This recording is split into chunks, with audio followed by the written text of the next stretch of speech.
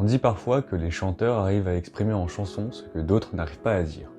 L'Homme Pâle disait par exemple dans sa chanson intitulée Trop beau: je sais déjà ce que la distance entraîne, soit c'est la guerre pendant 10 ans sans trêve, soit je la quitte en lui disant garde le sourire, plus rien n'est grave, tant qu'il nous reste une seconde de souvenir dans le crâne. Derrière cette citation se cache un profond mal-être, deux âmes se quittant sans vraiment le vouloir, mais la douleur s'apaise à l'évocation des souvenirs. Car effectivement, quand il s'agit d'amour, c'est le cerveau qui s'en souvient, mais c'est bel et bien le cœur qui s'en rappelle. Parfois en amour tout semble parfait, merveilleux. On aime la personne nous aime en retour, peut-être même on vit avec elle, on l'admire, on est fasciné. On se dit même que c'est éternel. Puis la réalité nous rattrape de plein fouet. Aimer n'est pas assez dans une relation, sinon personne n'aurait eu plus d'un partenaire durant toute sa vie. Vous l'aurez compris, aujourd'hui on va parler de la rupture, mais avant ça... Générique.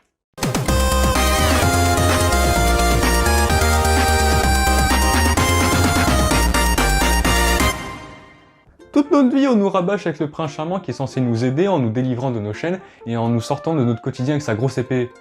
Putain, on dirait le début d'un mauvais porno. Bref, petit à petit, tu te rends compte que ce fils de chaman, il existe même pas. Comment tu peux croire à un gars comme ça alors que maintenant, juste un swipe à droite sur une application et ça passe? Entre combattre un dragon et utiliser ses doigts, on voit ce que mesdames préfèrent maintenant. Putain, on dirait encore le début d'un mauvais porno. En tout cas, c'est normal que les gens se quittent beaucoup plus, il y a beaucoup plus de possibilités. Non mais le pire dans tout ça, c'est les gens qui disent « Vos couples qui tiennent même pas 6 mois, là, vous avez pas honte ?» Ils disent ça alors que l'amour de leurs parents, il vient d'un mariage arrangé où la dot était de 2 chameaux et 3 sacs de riz, ces bâtards. Leur mère, elle connaissait leur mari seulement le jour du mariage, plus rapide que ça, on t'entendra avec un mec que tu connais même pas.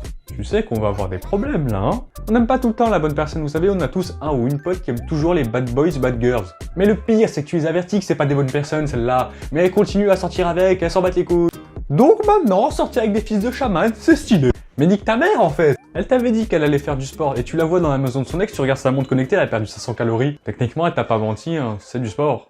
Et c'est presque la mode de tromper maintenant. Par exemple, vous connaissez Glidden? Non.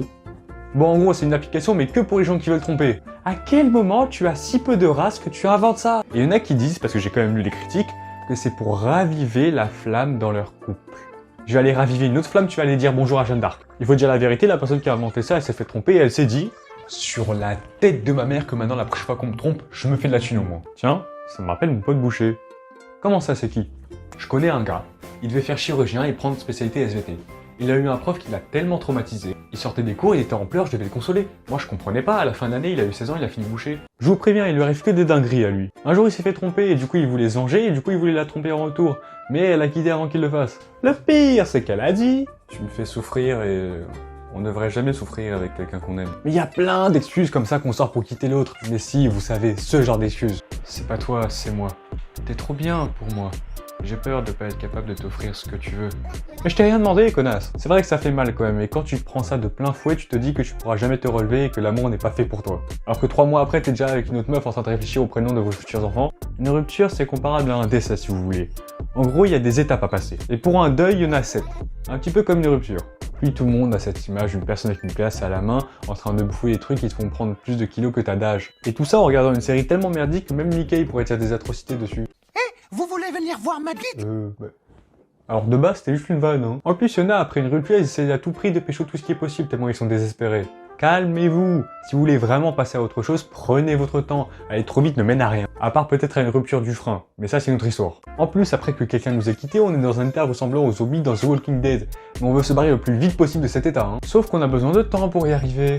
Mais le temps, c'est un truc qu'on n'a pas. Même le temps n'a pas le temps pour le temps. Le temps ne s'arrête pas. Si tu ouais, là j'arrête ma montre. Mais le temps, il continue. J'ai arrêté le temps de ma montre, mais pas le temps. Le temps n'a pas de temps, mais il faut du temps. On en vient même à douter de l'amour parfois. C'est un truc de ouf ça quand même. Alors que le meilleur exemple d'amour qu'on a, ce sont nos parents.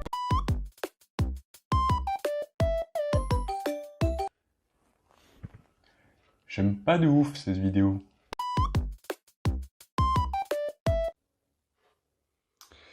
Moi non plus. On a beaucoup de pensées qui nous viennent à l'esprit durant une rupture. Mais au final, il faut pas se mentir à soi-même. Une rupture, c'est compliqué à gérer et on passe par toutes les émotions. Au début, c'est un réel choc ce que l'on subit.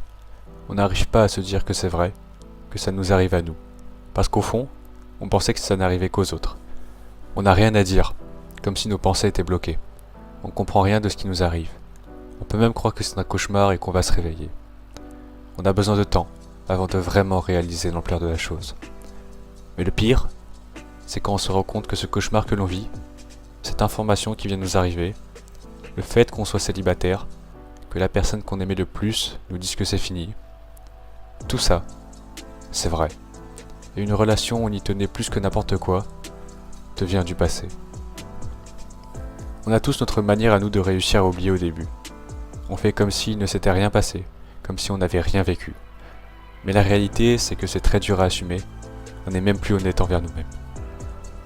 On se dit ensuite que la personne va revenir, que ce n'est pas possible, vous étiez faits l'un pour l'autre, et c'est souvent la phase des questions que l'on se pose. Comment notre couple a-t-il pu s'autodétruire ainsi? Est-ce qu'on n'aurait pas pu faire mieux? Est-ce que ça va se reproduire dans le futur? Comment là où le reconquérir? Puis on comprend que c'est fini, que tout est fini. On a encore en tête des tas de choses, des souvenirs, des délires, des pleurs, des rires, des moments difficiles comme les meilleurs, les appels interminables, les photos d'elle ou de lui qu'on regardait quand elle ou elle nous manquait, même les pensées qu'on avait par rapport au futur. Mais passer cette phase, on change vraiment. C'est presque la pire chose. On en a marre, on est énervé, en colère, rempli de rage, non pas contre la personne qui nous a quittés, mais contre la vie. Cette chose si remarquable qu'est l'amour qui nous est retiré comme si on devait oublier des jours de bonheur, des semaines d'extase, des mois de souvenirs. Et non, c'est pas juste. On veut crier un bon coup pour pouvoir nous libérer. Casser quelque chose pour nous sentir libres. Tout ça nous tombe dessus, on aurait pu faire tellement plus avec la personne. Combien de souvenirs jamais réalisés, combien de câlins jamais faits, combien de baisers perdus, combien de regards qui ne pourront plus se poser sur son visage. L'amour rend fou. On aimerait se réveiller de cette nouvelle vie que l'on adorerait être seulement un cauchemar. Quelque chose tourne en boucle dans notre tête. De simples mots, une simple phrase, une simple question. Pourquoi nous? Pourquoi cela nous arrive-t-il? Et l'avons-nous mérité? On se dit qu'en fait si, que tout est logique. Comment une personne si magnifique aurait pu notre vie éternellement? Cette personne a toutes les qualités du monde, à aucun moment en fait on la méritait. On ne pouvait être que de passage dans sa vie.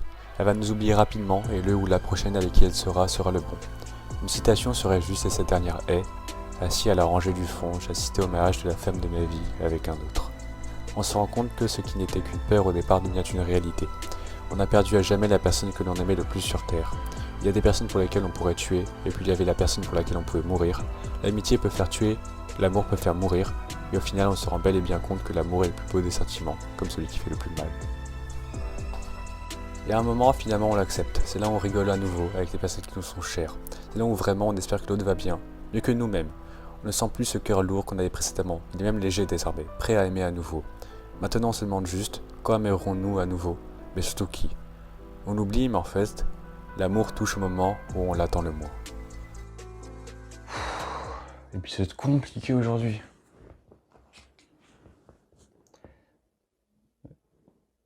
Le problème. Allô? Ouais, c'est moi. Je sais que t'es en plein tournage et que du coup je peux pas décrocher au téléphone. Mais en fait j'ai quelque chose à te dire. Je sais que c'est pas très courageux de le faire sur le répondeur, mais si je le faisais pas, j'allais jamais y arriver. En fait, comment te dire, j'en peux plus. J'en peux plus te mentir au quotidien et je peux pas supporter qu'on soit amis. J'en veux plus. Quand je te vois, j'ai des papillons dans le ventre et j'ai mon cœur qui bat à 1000 à l'heure. Mais du coup, j'aimerais beaucoup partager ma vie avec toi et personne d'autre. Pour la faire courte, je t'aime et est-ce que tu voudrais sortir avec moi?